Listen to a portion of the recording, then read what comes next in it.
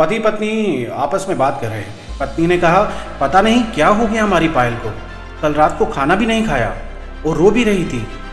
अभी सुबह जगाने गई तो फिर से रो रही थी। वजह पूछी तो बस इतना सा कहा कि प्लीज़ माँ मुझे अकेला छोड़ दो। मुझे लगता है कि शायद किसी ने उसे प्यार में धोखा दिया है। पति थोड़ी खामोशी के बाद कहता है, ठीक है मैं देखता हूँ। इतना कहकर वह अपनी बेटी के कमरे में जाता है। पिता बेटी से बात कर रहा है, कैसी हो बेटा पायल? बेटी ने कहा, प्लीज पापा मुझे कुछ दिनों के लिए अकेला छोड़ दीजिए। पिता ने कहा, ठीक है बेटा मगर एक शर्त है। बेटी ने कहा, बोलिए। पिता ने कहा, मैं तुम्हें एक बकवास कहानी सुनाना चाहता हूँ, तुम सुन लो फिर हम तुम्हें डिस्टर्ब नहीं करेंगे, ओके? बेटी ने कहा, ठीक है सुनाइए। पिता ने कहानी सुनानी शुरू की। आज से करीब 20 साल पहले एक राजा हुआ करते थे, बेहद अमीर। उनके 2 बेटे थे। बड़ा बेटा बेहद आज्ञाकारी और ईमानदार था। उस राजा को अपने बड़े बेटे पर नाज था। उसकी शादी एक खूबसूरत लड़की से कर दी गई। फिर वह खूबसूरत लड़की राजा की जो बड़ी बहू थी प्रेग्नेंट हो गई। घर में खुशियां ही खुशियां छाई, मगर राजा की जिद थी कि उसे सिर्फ बेटा ही हो। फिर राजा ने अपने बहू के गर्भ का चेकअप करवाया तो पता चला कि गर्भ में लड़की है।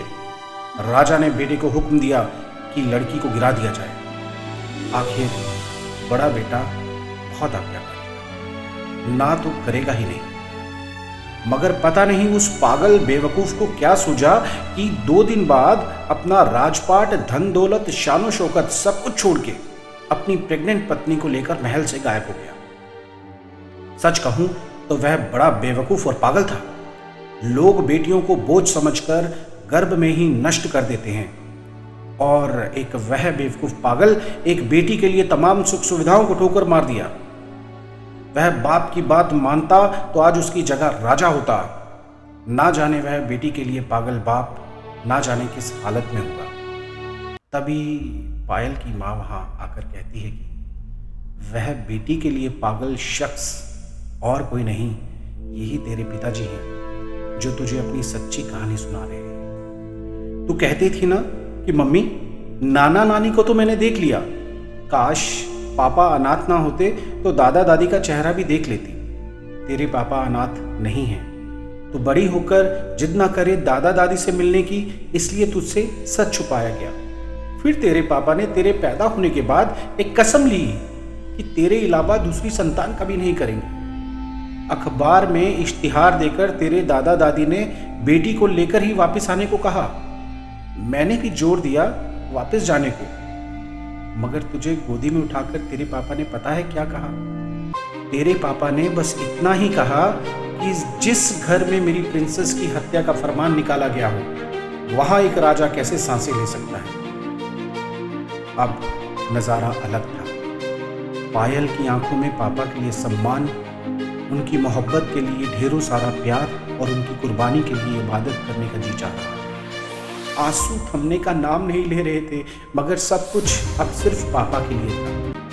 पापा ने बस आखिरी शब्द इतना ही कहा अपनी प्यारी बेटी को, मैं नहीं जानता बेटा कि दुनिया तेरे बारे में क्या सोचती है, मगर तू मेरे लिए बेहद अनमोल है। भले मैं आज कहीं का राजा नहीं रहा, मगर तू कल भी और आज भी और सदा ही मेरी प्रिंसेस रहेगी।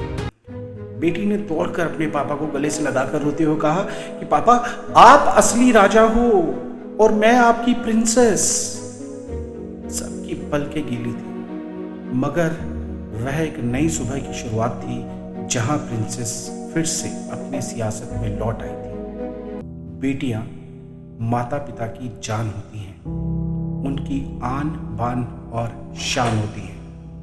ये है साधु वाणी और ये है साधु टीवी मोटिवेशन। अगर आपको मेरी कहानी आज फादर्स डे के मौके पर ज़रा सी भी पसंद आई हो तो मेरी इस मोटिवेशनल जर्नी का साथ दीजिए। अभी तक अगर आपने मेरे चैनल को सब्सक्राइब नहीं किया है तो प्लीज़ चैनल को सब्सक्राइब कीजिए, बेल आइकन का बटन ज़रूर दबाइएगा ताकि मेरी इस जैसी मोटिवेशनल कहानियाँ आपके पास तुरंत पहुँच सके। धन्यवाद।